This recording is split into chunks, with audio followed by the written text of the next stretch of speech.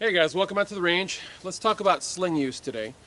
Very recently I did a video that was like an hour and a half long, and with all honesty I've been sitting on that video because I did not want to step on toes. But I realize as some things have changed in the industry, and the people who had originally put out the video that I addressed in that original video are now moving forward with offering training to the industry. I'm seeing so much buffoonery that's being offered as training. One of my friends, one of my former students and now who has become a friend, Philip, was over at the house last night. We were talking about this. You remember the conversation, Philip. And he started naming off people that he's been watching. And it's all of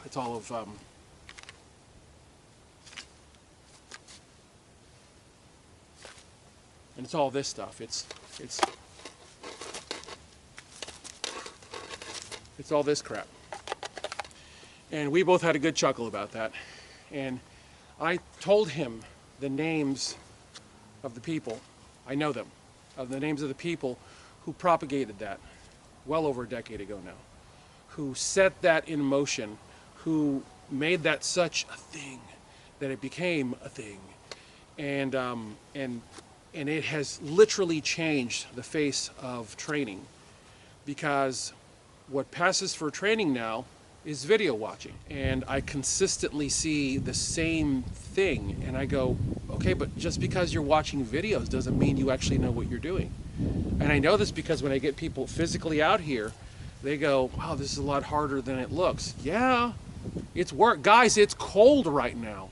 I'm like halfway decent because the sun is on me, but guys, there's a cold wind blowing right now, and I've got double layers all the way top to bottom with wool socks, trying to just stay not cold, okay? I'm putting in the work. I say this boldly. I'm done sugarcoating this stuff because we are way past the 11th hour. America's in trouble, and we have got to start putting real work in, not this pseudo flashy, oh my goodness.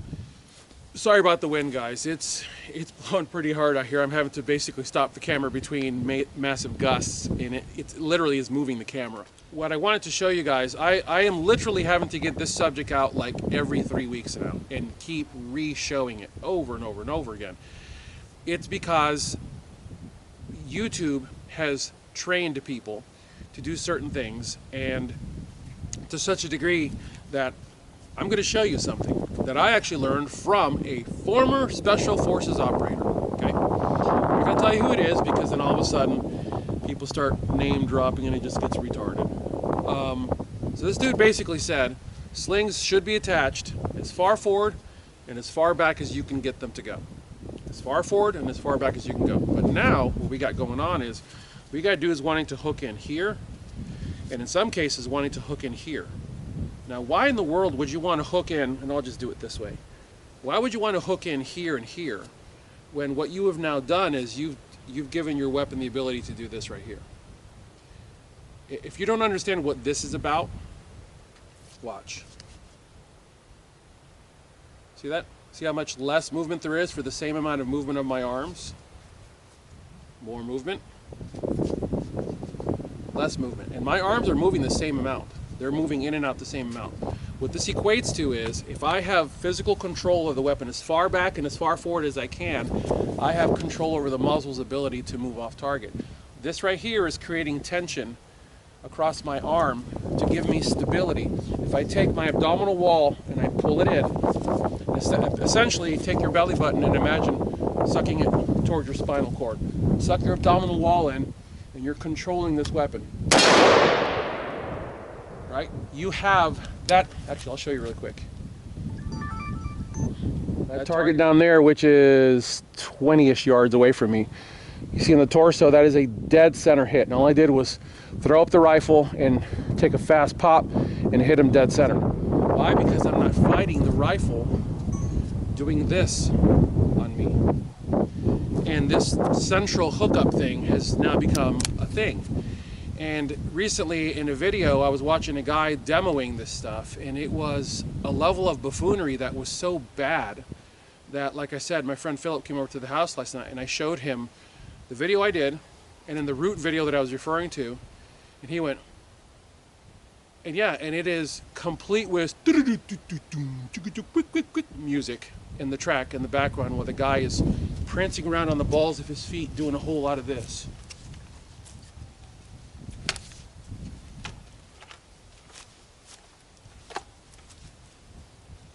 And it's absolute dumbassery of the highest order. And I will explain what this is about. The reason this is the thing, guys, this stuff gets me so hot under the collar because what we should be doing is this as a people, but instead we've done this as a people. We have taken the art of the manual of arms, of moving with firearms in a responsible manner, and we've turned it into a range dance. Which is why, moving in 2022, I've had to be, and this is why my training schedule isn't out yet, I've had to be so restrictive about what I allow to come out here because people want to come out here and blow rounds in every direction, destroy my targets because they won't freaking listen and they won't slow down. They want to launch rounds in every direction, muzzle themselves and everybody else, and all because they want to live out their tactical fantasy that they've been watching on YouTube for years. This is why I'm standing in front of this camera on a very cold day doing this. So let's cover this. What has now passed for the storage of the weapon? And by the way, guys, hang on, let's move this. Yeah, let's move this. All right, we are at 10 yards from this target out here in front. When you're in a fighting position with your sling, the weapon is here, or perhaps here. Because if you've been walking with your weapon, this is a better place to have it because it's not hitting my leg. If I have the weapon dead center, and all I've got to do is shift it like this. It's not too bad because this is a 10-3, but you'll notice if this were a longer barrel, there'd be this going on. And this will wear you out very quickly. So if you'll take the weapon and you'll pass it to about here, if you have a sling like the Tier 1 Citizen slings that I make that have bungee in them, the bungee traps the rifle against my body, pins it, and creates, sorry about the wind guys, it creates essentially sort of like a static type grip to the body with just all the different points of contact. And periodically you want to make sure that your safety has not been swept off, most especially if you go to storage mode. Back here you could end up with some of this stuff catching your safety and flicking it off.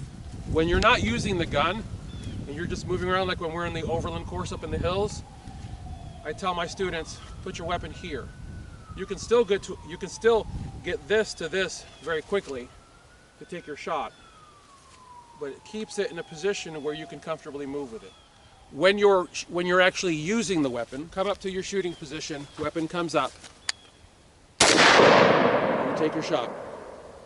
From here, you should have enough room in the sling to work with the rifle, do a mag swap, store your partial mag back on the gun, next sight picture, and then let it hang back in a storage position.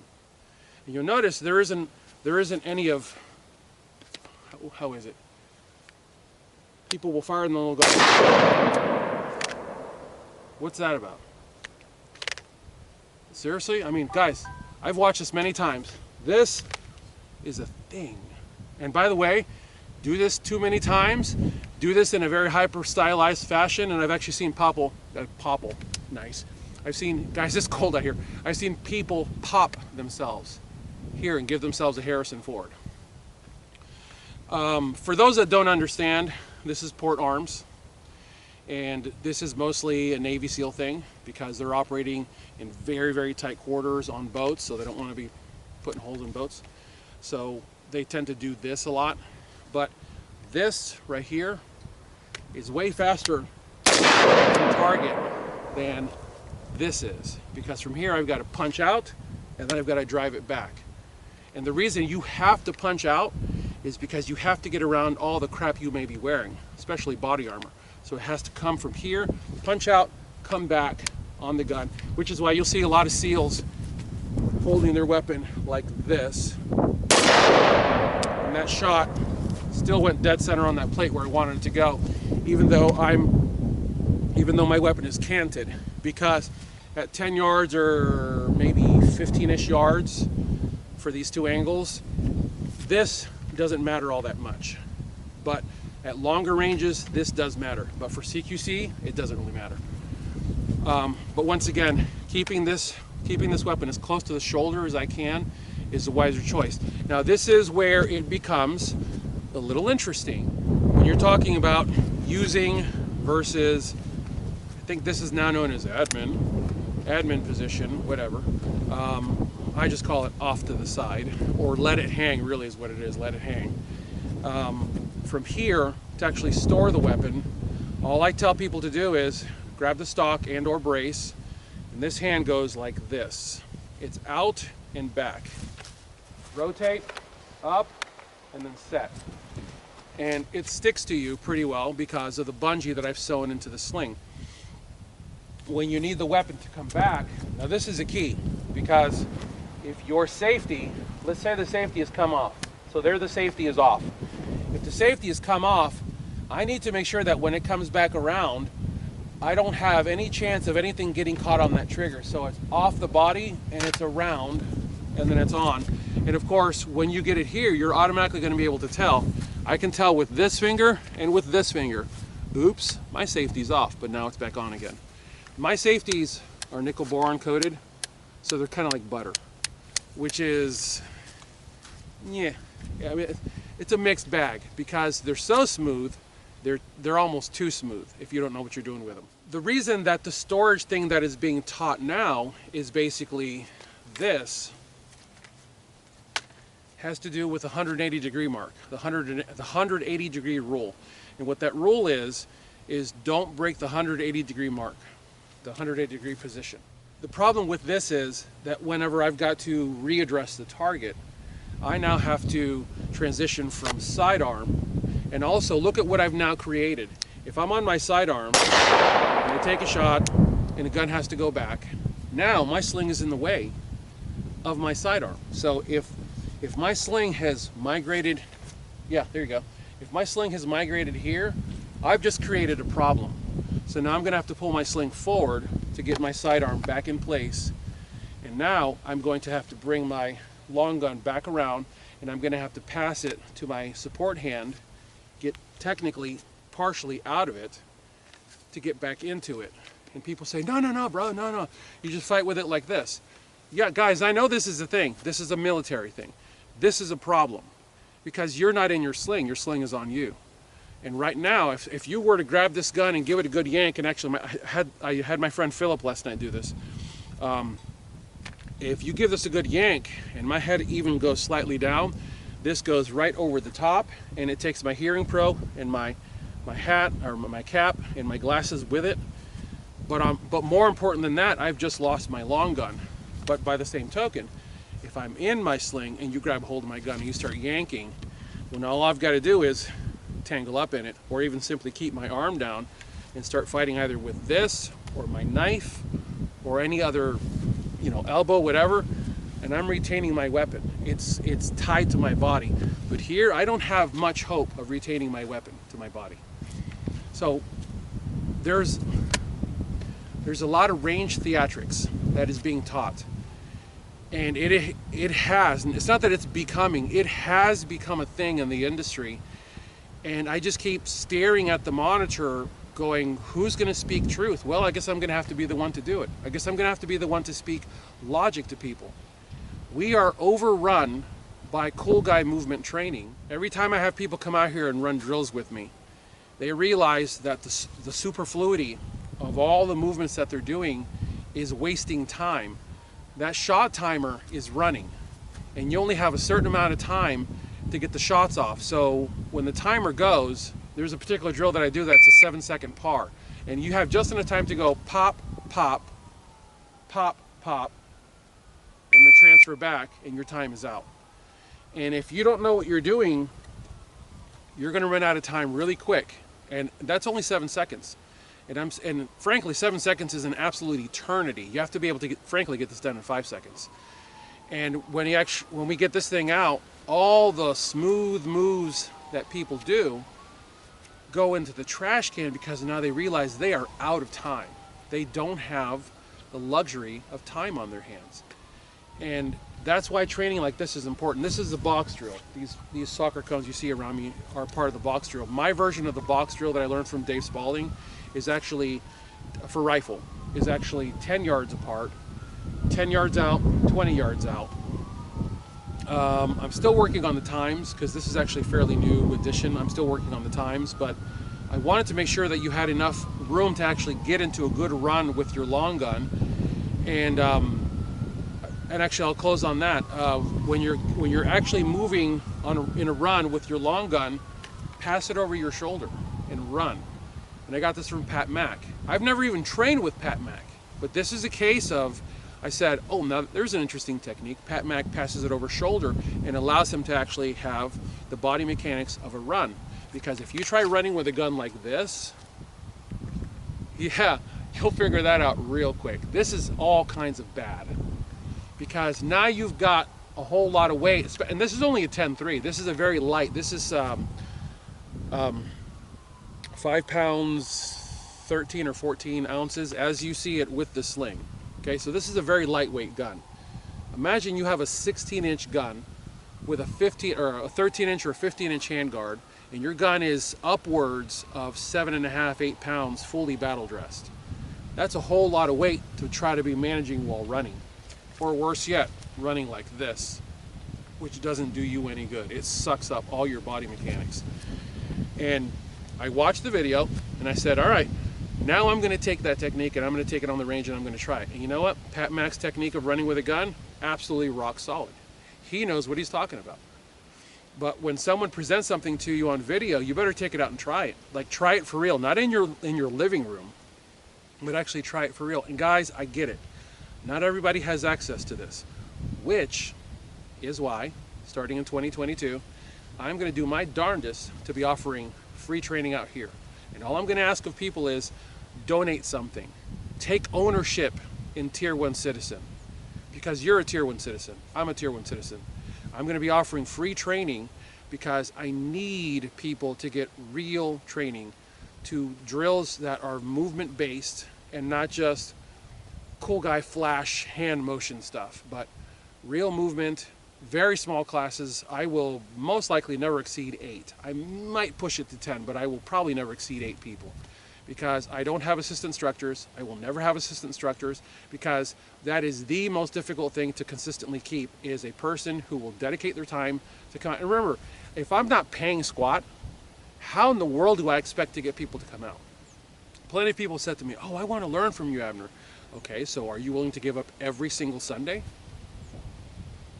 That's a big deal, because I tell you, I donate every single Friday night and every single Saturday morning to my church for almost 5 years now.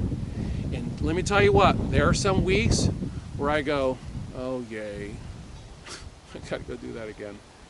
And then I go, and then I get a blessing because I'm serving God. And this right here is also a service to God. This is a service to my fellow countrymen. This is a service to God, which is why, hang on, let's let the wind go down.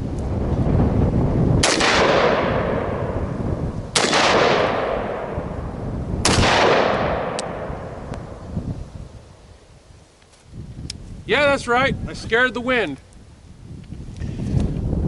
This out here, training people, is also a service to God. It's a service to my fellow man, which is the same exact thing as a service to God. I hope that you guys understand that Tier 1 Citizen is not a channel for self-gratification. That's not what I'm looking for here. I will never be the man. I will never have the moniker of former. Sure, I'm a former cop, who cares? Who cares? Doesn't matter. What I know as a Tier 1 citizen has nothing to do with what I was trained on as a police officer. Training in law enforcement is nothing but checkbox training, which is why our qualification day is 75 percentile. Really? 75%? That means that 25% of the rounds you launch, you get to miss. Go ahead, let that soak in for a little bit. You get to miss the mark of what you're shooting at 25% of the time as a police officer, and still you qualified to carry a firearm. Yeah, that should bother you because it bothers the hell out of me. My goal is to create a community of Tier 1 citizens. And one of the reasons that I have to be very careful of how I release these free classes is if I release them on a calendar, they will all fill up instantly. So I'm gonna have to figure out how I'm gonna restrict this. And yeah, I'm gonna do a specific video on this, but I'm gonna have to figure out how I'm gonna restrict this, because I don't want this to turn into free-for-all. And when I offered some free classes a couple of years ago, I got some people who had no business in the class. Even though I was trying to weed out people who were just there for a free class, I ended up with people who were there for a free class. And it was quite irritating. It was a rifle class and it was just irritating. So anyways, Tier 1 Citizen is a viewer-supported channel, and I do not want to go the corporate route, so I am boldly asking for your help because I cannot repeat what I did in 2021. I invested way too much of my own personal income into this company, into this channel, to bring media to you guys, and it has cost me dearly, and I just cannot afford to do that in 2022. So I'm asking you guys to go to support T1C Media and donate where you can to keep this channel moving forward, because I'm bringing some really great stuff to this channel for you guys to learn from. And as always, I thank you guys for watching. God bless you all. Get those guns out in practice. Have a good one.